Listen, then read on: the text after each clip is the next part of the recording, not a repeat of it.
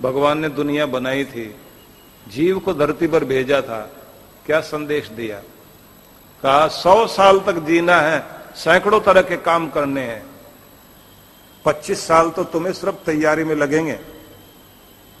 जिंदगी कैसे जीनी है उसके लिए 25 साल व्यतीत करने हैं, और 25 साल जीवन का अंतिम भाग होगा जिस समय तुम वापसी की तैयारी कर रहे हो।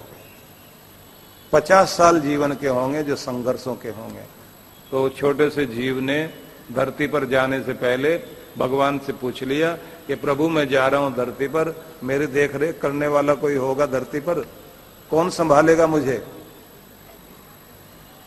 किनकी गोद में रहूंगा? कौन रक्षा करेंगे?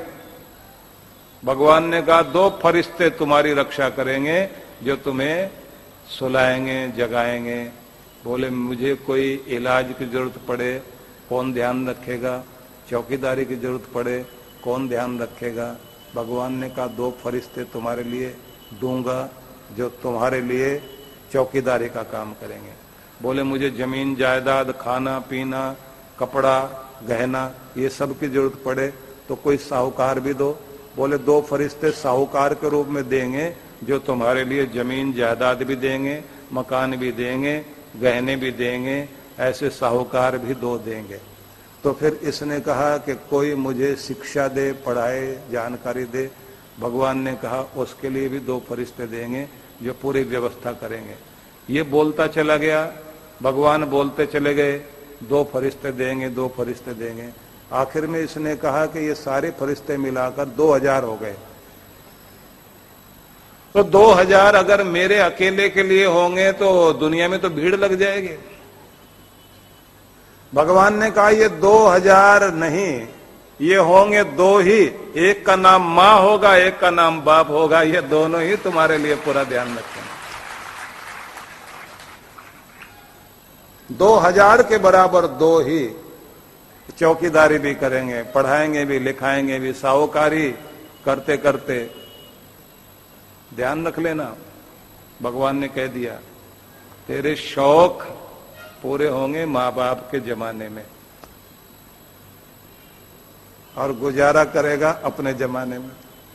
जब तो कमाएगा ना तब तो तेरी गुजर बसर ही होगी, और पूरी जिंदगी याद करेगा शौक तो माँ बाप के जमाने में पूरे हुए थे, उसके बाद तो शौक पूरे हुए ही नहीं। क्या हिम्मत रखते हैं माँ बाप, अपने बच्चों के सारे शौक पूरे कराते हैं। तो जब इसने कहा कि 2000 लोग चाहिए एक अकेले के लिए, भगवान ने कहा 2000 के बराबर 2 ही लोग होंगे। तो इसने कहा फिर मैं उनका कर्जा कैसे चुकाऊंगा? जो मेरे लिए इतना करेंगे उनका कर्जा कैसे चुकाऊंगा?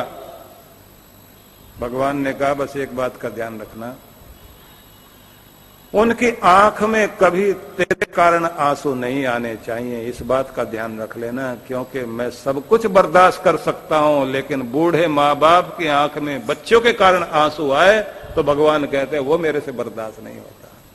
उनको रोता हुआ देखकर मुझे अच्छा नहीं लगता।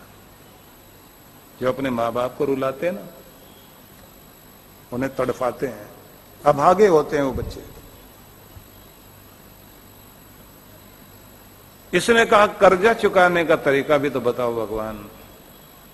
भगवान ने कहा एक दिन तुम्हें भी फरिश्ता बना दूंगा, जब तेरे बच्चे पैदा होंगे उस दिन तू माँ बाप बनेगा तो भी ऐसा फरिश्ता बन जाएगा, और इसी तरह जैसे तेरे माँ बाप ने किया तो भी अपने बच्चों के लिए करेगा।